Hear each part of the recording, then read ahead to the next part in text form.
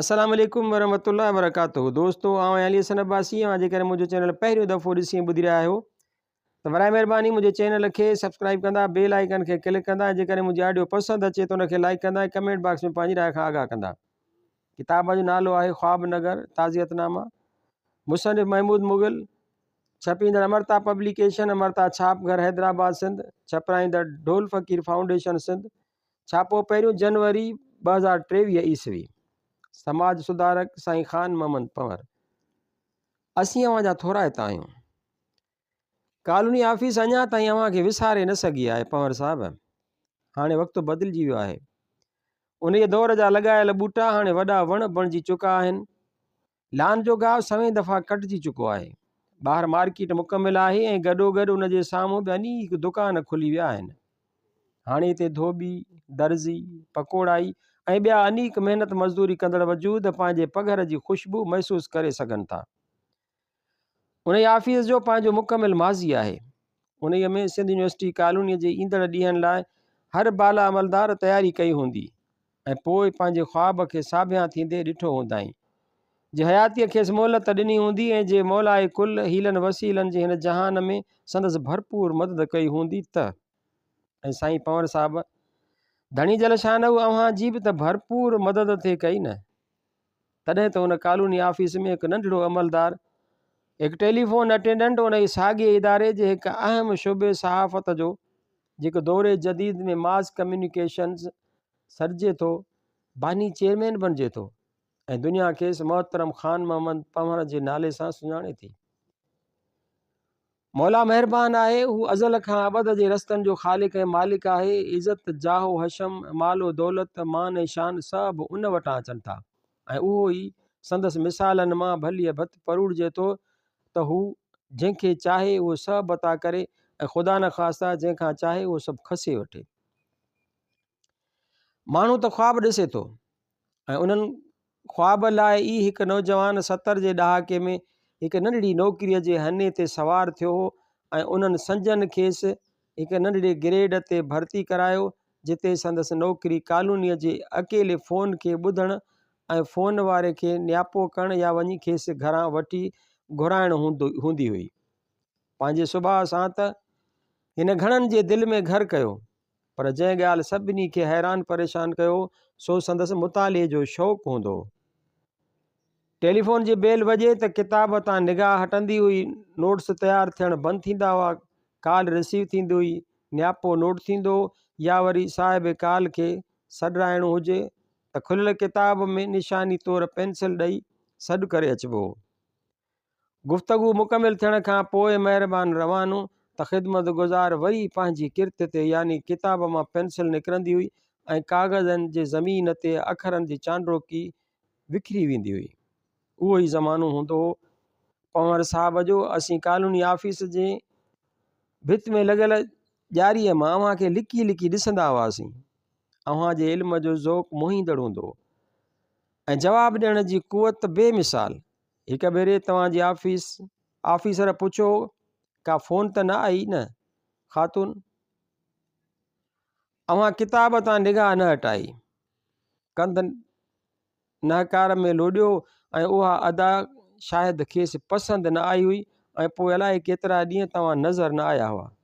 असीं सभु उदास थी विया हुआसीं, पर हिकदमि पोइ ख़बर पई त तव्हां को इम्तिहान बि पास कयो आहे ऐं हाणे ख़ैर सां कंहिं सुठे ग्रेड में अची विया आहियो। ही मुहबतूं बि अची बूंदियूं आहिनि पंवर साहब। माण्हू मुहबत करे न अंधो ॿोड़ो गूंगो थी वेंदो आहे। अलाए केतिरियूं वेझे वारियूं शयूं हिन खां दूरि थी वेंदियूं आहिनि। असीं बि अव्हां सां थोरी घणी मुहबत जा दावेदार त सची ॻाल्हि त उहा आहे त ज़ाती हवाले सां मूंखे उहा कतई ख़बर न आहे तव्हांजो ॻोठु कहिड़ो आहे या वरी अव्हां खे कुल केतिरा ॿार हुआ। इश्क जे आवीअ में यादि आहे त उहा पकल मुर्क जेका सदाईं एतमाद जा दायरा वधाईंदी हुई, अवी कंदव बाबा, बसि फ़ैसिलो थी वियो, अवी कंदव। 80 जे ॾहाके में एनिवेरी शिमिल इंस्टीट्यूट पारां हिकु अहम फंक्शन जो जी मेज़बानी अवां हिक आम फंक्शन जी मेज़बानी अवां मुंहिंजे ज़िम्मे वधी हुई। मां थड़की पियोसि, मौला हिननि खे कंहिं उहो ख़्यालु ॾियारो आहे। उहो कमु अंग्रेज़ीअ में थियणो हो। मां अदबी संगत जूं कुझु गॾिजाणियूं अटेंड करे चुको हुउसि। उते को थोरो थको ॻाल्हायो हो, का हिकु अधु गॾिजाणी कंपेयर कई हुई, पर हाणे ही एॾो वॾो फंक्शन दिलि में ॾाढी होरा खोरा हुई। अलाए थी सघे, अलाए न। हिकिड़ो पको पव करे अव्हां वटि हाज़िर थियुमि त मां न करे सघंदुसि। तव्हां इज़त सां घर विहारियो, पाणी पियारे पोइ ॻाल्हि पुछी हुई त ऐं उहे लम्हा जंहिंमें तव्हां पाणी गिलास खणण विया हुआ अलाए कहिड़ा हुआ। छाकाणि त अॻु में जॾहिं बि कंहिं सां मिलण वेंदा हुआसीं त हर को दर ते ॿ जुमिला ॻाल्हाए रुख़्सत कंदो हो। उहो शायदि जवानीअ जे ॾींहंनि में ॿियो इतफ़ाक़ हो जो कंहिं वॾो सम्झो ऐं उन हिसाब सां मान ॾिनो हो। उन्हनि कुझु लम्हनि में काइनात मटिजी वई हुई। पाणी पियारण खां पोइ तव्हां हिकदमि पुछो, बाबा तयारी थी वई न? ऐं मूं हिकदमि बणाणियो हो, जी हा, कागज़ कोन आंदा अथमि, स्क्रिप्ट सुभाणे ॾेखारींदुमि। अवां पुठी ठपींदे चयो हो, उन जी ज़रूरत न आहे, मां ॼाणा थो तूं करे सघीं थो बाबा। ऐं मोहतरम ख़ान मोहम्मद पंवर साईं, ख़ुदा जे हुज़ूर में मां उहा गवाही ॾेई सघां थो त जे मूं को नालो कढियो आहे ऐं जे मां कुझु शाइस्ता ऐं फ़हमीदा ॻाल्हाइण जो हुनर ॼाणा थो त उहो सभु उन ॾींहं खां शुरू थियो हो। तव्हांजे एतबार ऐं एतमाद खे नुक़सानु मूं न पिए ॾियणु चाहियो। अॼु बि जॾहिं मां हज़ारनि में ॻाल्हाए वेंदो आहियां त हिकु मुर्क पीछो कंदी आहे ऐं चवंदी आहे, तूं करे सघीं थो बाबा। ऐं उहो सभु सिर्फ़ु मूंसां न हो पंवर साहिबु, अव्हां जो सुलूक हर कंहिं सां ईअं हो। हयातीअ जे आख़िरी ॾींहंनि में जॾहिं ऑपरेशन मथां ऑपरेशन हलियो पिए, जॾहिं उन दिमाग़ वधीक इल्म जो बोझ खणण खां लवायो पिए त हिन दुनिया में उहे अव्हां जा मातहत उहे साथी कीअं न ठठोल ते लही आया हुआ। हीअ दुनिया केॾी न दोरंगी आहे पंवर साहिबु। हिते माण्हू किरदार जे मार में केतिरो न पोइते हलिया था वञनि, पर उते हिकिड़ो जुमिलो उहो अदा करण बि बिना ज़रूरी आहे त कॾहिं कॾहिं किथे किथे किरदार जे मामले में केतिरो न अॻिते बि निकिरी था अचनि। जीअं अव्हां हूंदा हुआ, सभु ख़बर हूंदे बि ॿारनि लाइ सदाईं दुआ कंदा हुआ। ख़ुशि हुजे बाबा, असांखे छा आहे, असांजो सामान त ॿधल आहे ऐं उन पैक थियल सामान में बि घणा त किताब हुआ। उन हालत में बि अव्हां खे पढ़ण जो जुनून हूंदो हो। ॿियनि खे किताब ॾियण ऐं हवाला ठाहिण उन जो केॾो न शौक़ु हो। अव्हां खे पंहिंजे ट्यूमर जी आख़िरी सर्जरीअ खां पहिरीं बि अव्हां मूंसां नए नियापे जे बारे में ॻाल्हायो हो। उन मैगज़ीन ते पाण केॾो न डिस्कस कयो होसीं। अव्हां थकल हुयव त बि इल्म जे बार में का बि खोट अव्हां जी खुटंदड़ थकल वजूद बर्दाश्त न पिए करे सघियो।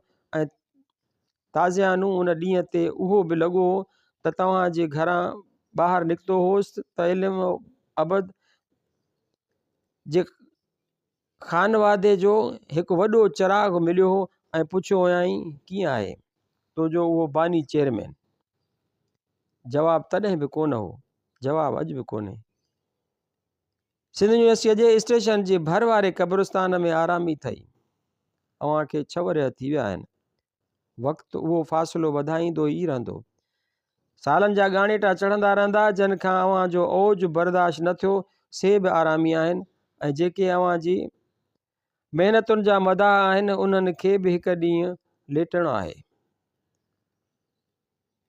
ख़ुदाए लम युज़ल अव्हां खे पंहिंजी महिनतुनि जा भाड़ा ॾींदो।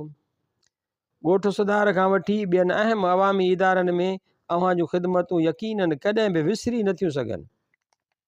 अलाए छो उहो अहसासु थिए थो त एतिरनि उहिदनि माण खां पोइ बि पंवर साहिबु उहो ऑपरेटर मौजूदु रहियो, जंहिं पंहिंजी किरत, पंहिंजे पेशे ऐं पंहिंजे ईंदड़ सरमाए यानी नौजवान नस्ल खे सदाईं बहितरीन नमूने पैगाम ॾिनो ऐं अटेंड कयो।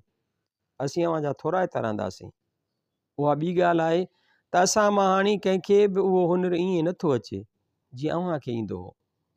तॾहिं तव्हां अॼु ताईं बि विसरी न आहियो सघिया। अल्लाह पाक अवां जी मरकज़ खे अवां लाइ आसूदो बनाए। आमीन।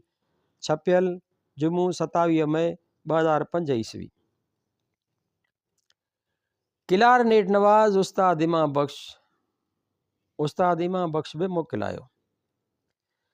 अख़बार में हिन जे फोटो ते उहा ई सादी मुर्क जी छाप आहे। संदसि चपनि जूं कुंडूं गहरे रंग जूं हूंदियूं हुयूं। शरनाए सां मुस्तक़िल मोहबत जे करे चपनि जा दायरा वसी थी विया हुआ ऐं शायदि भिकूड़ जे करे संदसि रंग भरियल चपनि खां मुख़्तलिफ़ थी वियो हो। हिन अधु सदीअ खां मथे उन साज़ जी ख़िदमत कई हुई। खेसि दिलि जे गहराइनि सां वॼायो हुयो। इंसान जे वजूद में इज़हार जे ज़रियनि मां अहम तरीन ज़रियो संदसि ज़ुबान हूंदी आहे, जेका चपनि जे खुलण जी मुंतज़िर हूंदी आहे। उस्ताद इमाम बख्श शायदि खेसि घणी ज़हमत कोन ॾिनी हूंदी, छाकाणि त संदसि चपनि घणो करे शरनाए खे चुमण लाइ मझांसि सुरनि जी पालूट लाइ ई कोशिशि कई हुई। उस्ताद ॻाल्हाइण खां वधि साज़ जी सुर जो ख़्वास्तगार हो। संदसि गले ज़रूरु शिकायत कई हूंदी त उतां फूक सिर्फ़ु शरनाए लाइ छो थी निकिरे, उन मां आवाज़ जे रंग जी का लहर छो नथी पलटे। ऐं दिलि चवे थी त असांजे हिन सादे सूदे शर्मीले फ़नकार उन सवाल जे जवाब में बि रुॻो उहा सादी मुर्क ई विखेरी हूंदी ऐं वरी शरनाए खे तंग कयो हूंदो। तक़रीबन 20 सालनि खां मथे असांजो साथ रहियो। रेडियो पाकिस्तान हैदराबाद जे स्टूडियोज़ में रिकॉर्डिंग खां सवाइ बि फ़ुर्सत जे लम्हनि में हू भित खे टेक ॾियो वेठो हूंदो ऐं हस्बे दस्तूर हस्बे रिवायत शरनाए वटसि हूंदी हुई। ऐं जे शरनाए कंहिं सभ मां ग़ैर हाज़िर हूंदी हुई त उते वरी किलार नेट हथनि में रांदि रहण लाइ अची वेंदो हो। ब्रॉडकास्टिंग हाउस जे स्टूडियोज़ जी हर भित हिन जे टेक जो चुहाव ज़रूरु वरितो हो, छाकाणि त उहो संदसि महबूब तरीन मशग़िलो हूंदो हो। उस्ताद इमाम बख्श हिकु वॾे नाले वारे पीउ जो फ़र्ज़ंद हो। सिंध में शरनाए जे नाव साण ज़वार बसंत जो नालो लाज़िम आहे। दुनिया जे फ़न जे उन उरूज जी सलामी हुई। लयकारी ऐं साज़ जी छेड़ मां ई हर कंहिंजो गुमान यकीन में तब्दील थी वेंदो हो त उहा कैफ़ियत ज़वार बसंत बयानु करे रहियो आहे। शरनाए जी वजत जे जंहिं फ़न खे ख़ान साहब बिस्मिल्लाह ख़ान हिंदुस्तान में उरूज जा ॾाका तय कराया, उन जे साॻिए गुंद फ़न खे ज़वार बसंत सिंध में मथां ई हैसियत ॾियारी। हाणे एॾे वॾे फ़नकार जो औलाद हुअण बि जिते हिकिड़ी ख़ुशगवार कैफ़ियत हो, उते हुन जा ॿिया बि केतिरा ई पस मंज़र हुआ। बाबो सख़्तु हो, अलमान तोब असुल चमड़ी लाहे छॾींदो हो। जेका मेंढ मुर्क ग़लति थिए। वरी अॻु ज़वार बसंत जे वरसीअ ते हिकु प्रोग्राम जी रिकॉर्डिंग में हिन चयो हो, सची ॻाल्हि त उहा आहे त मां डिॼंदो ॾाढो हुउसि। मार मोचड़ो तंहिं ज़माने में घणो हो, पर साईं सेखारींदा बि दिलि सां हुआ। पंहिंजे वालिद जो ज़िक्र कंदे संदसि मुख ते मासूमियत जो तह अञा बि गहरो थी वियो हो। बाबो साईं कमाल हो, छा त रब हुनर ॾिनो हुअसि, छा त ॾात हुअसि। असीं त संदसि पेरनि जी मिटी बि न बणियासीं। अॼु उस्ताद इमाम बख्श वालिद मोहतरम ज़वार बसंत जी शायदि पासे में या पेरनि खां वञी आरामी थियो आहे। उहा न्याज़ निवड़त हिन आख़िर ताईं कोन छॾी। अजीब हूंदो हो संदसि सुभाउ। 20 रुखनि सालनि में असां कॾहिं बि खेसि नाराज़ न ॾिठो, न वरी कंहिंजे कंहिं ग़लतीअ ते रिटेक थियण जी करे हू अजायो बिगड़जंदो नज़र आयो। अलाए केतिरियुनि रिकॉर्डिंग्स ते स्टूडियो में वेहण जो इत्तेफ़ाक़ थियो। अलाए केतिरी देरि ओके जो सिग्नल न मिलंदो हो, का न का ग़लती थी वेंदी हुई। म्यूज़िशंस जा मूड ख़राब थी वेंदा हुआ। सभु कॾहिं कॾहिं जान छॾाइण जे चकर में हूंदा हुआ। पर ज़ाती तौर ते मां उहो अर्ज़ु करे सघां थो त मूं कॾहिं बि उस्ताद इमाम बख्श जो मूड ख़राब न ॾिठो। का ख़राबी थी, हलो ख़ैरु आहे, वरी था शुरू कयूं। इहो बि थी सघे थो त उन ॻाल्हि सां ॿिया मुतफ़िक़ न थियनि, पर मां उहो ज़ाती तजुर्बे जे हवाले सां अर्ज़ु करे रहियो आहियां। असीं हमेशह मोलनि जा मदार रहिया आहियूं। को हलियो वञे त तारीफ़ुनि जा मेड़ा लॻी वेंदा आहिनि। सभु ख़ूबियूं ॿाहिरि निकिरी ईंदियूं आहिनि। उस्ताद जी उन ख़ूबीअ खे उन किसे में शुमार न कंदा त वॾा वड़ थींदा। हू हयातीअ में बि अहिड़ो ई गुनी हो। उस्ताद इमाम बख्श जे वजूद में 2 शयूं निमाया हूंदियूं हुयूं। हिकु मासूमियत ॿी सादगी। संदसि मुर्क निहार मिलण जो अंदाज़ ऐं खिल मासूम हूंदा हुआ त संदसि लिबास वरी बे इंतिहा सादो, शलवार कुर्तो, मथां वास्केट, कुल्हे ते कॾहिं कॾहिं रुमाल, पेरनि में सादी जुती जेका हिकदमि लाहे कारपेट ते पल थी मारे विहंदो ऐं खन पल में फूक जो उहो सिलसिलो शुरू थी वेंदो हो। मिलण महिल संदसि कुल्हा हल्को झोल खाईंदा हुआ, ॾाढी निवड़त सां मिली हू तकिड़ो रवानो थी वेंदो। अलाए छो ज़ाती तौर ते मूंखे ईअं बि लॻंदो हो त उहो आम खां कतराए थो। हाय संदसि संगती साथी रेडियो जा आर्टिस्ट जे गॾु हुजनिसि त वांदकाईअ में ब्रॉडकास्टिंग हाउस जे लान में कचहरी संदसि महबूब मशग़ूलो हूंदी हुई। शरनाए असां खां आहिस्ते आहिस्ते नाराज़ थींदी थी वञे। ज़वार बसंत खां पोइ उस्ताद इमाम बख़्श जो नालो कढियो ऐं गुज़िरियल कुझु अरसे खां उस्ताद अब्दुल्ला ख़ान उन हुनर में नामवर रहियो आहे। उते उहो बि अहसासु थिए थो त उस्ताद इमाम बख़्श जे विछोड़े खां पोइ उहो सॼो बार हाणे उस्ताद अब्दुल्ला ख़ान जे कुलनि ते ई अची वियो आहे। लॻे थो अॻियां उन फ़न जा आशिक़ हाणे पिण में पेर धरणु नथा घुरनि। मौला पियो ख़ैरु करे, पर छा असीं ईअं ई हिकिड़े वजूद ते ज़ोरबार रखंदा रहंदासीं? हाणे संदसि वञण खां पोइ उज़र ख़्वाहिनि जो सिलसिलो शुरू थींदो। हर को लफ़्ज़नि जी चूंड कंदो। उस्ताद जे क़बर ते गुलनि जे सुकण खां पोइ वरी कार जहां शुरू थी वेंदो। उहो ई हिन जहान जो जग जो दस्तूर आहे। जेके रुख़सत थी वञनि उन्हनि खे विसारण में ई आफ़ियत भाइबी आहे। हिकिड़ो जुमिलो 2-3 दफ़ा वरजायो वेंदो त इहो ख़ाल भरिजणु नामुमकिन आहे। उस्ताद जहिड़ा फ़नकार सदियुनि में पैदा थियनि था। इहो थी बि सघे थो त उहो जुमिलो हिकु अधु महिरबान विराए, छाकाणि त इमाम बख़्श ख़ान जी ज़ाती पब्लिक रिलेशन का एॾी चङी कान हुई जो माण्हू संदसि विछोड़े ते कंहिं शदीद ग़म जो इज़हार कनि। हू रेडियो पाकिस्तान जो हिकु मुलाज़िम हो ऐं उते शरनाए नवाज़ हो ऐं बसि। उन खां वधीक न कंहिं खेसि प्रोजेक्ट कयो हो ऐं न वरी खेसि उन जो को शौक़ु हो। पज़ीराई छाजी साईं? कुझु लम्हनि लाइ उन्हनि शरबती अखियुनि में ॼण के अक्स तरी आया हुआ। बचड़नि जो पेट गुज़र थी वञे थो, बसि रोज़ी मिले थी। मथां वरी सची ॻाल्हि हिकिड़ी ॿी बि आहे।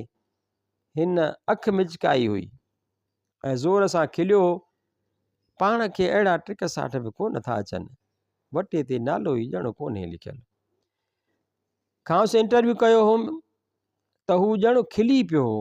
कुझु लम्हनि लाइ मूंखे लॻो त ॼण का ॼर आहे जेका उन ई बर्फ़ जे हेठां लिकल आहे ऐं आतिश फिशां उहो ॿरंदड़ जबल ॼाण ओगर कंदो। पर वरी हिन हिकदमि पाण संभाले वरितो। नालो न आहे त ख़ैरु आहे, नगर पाणी त थी थो वञे न। साहबनि जी महिरबानी आहे, मिड़ई कमु हलियो थो वञे। मुंहिंजी दिलि चयो हो त खेसि वधीक खोटियां, पर संदसि अंदाज़ अहिड़ो सतही हो जो उहो सभु मूं लाइ मुमकिन न हो। सभु नसीब जी ॻाल्हि आहे साईं। जेको मुंहिंजे नसीब में आहे उहो केरु थो बदिले सघे। नाक़दरीअ जे निगाहनि खे न पासीरो करे छॾियो हो। हू कम सां कमु रखण वारो माण्हू हो ऐं यकीनन उन करे बि संदसि नालो उन औज खे छुई न सघियो जंहिंजो हू हक़दार हो। ख़ैरु आहे साईं, सभु गुज़र आहे। हिन मुर्कियो हो, उहा ई मुर्क जेका अवां संदसि फोटूअ में ॾिसी सघो था ऐं मथो साफ़ करणु लॻो ऐं हाणे उहो सभु गुज़र थी वियो। उस्ताद इमाम बख़्श जा चप हाणे उन उदास मुर्क जी विखेर कोन करे सघंदा।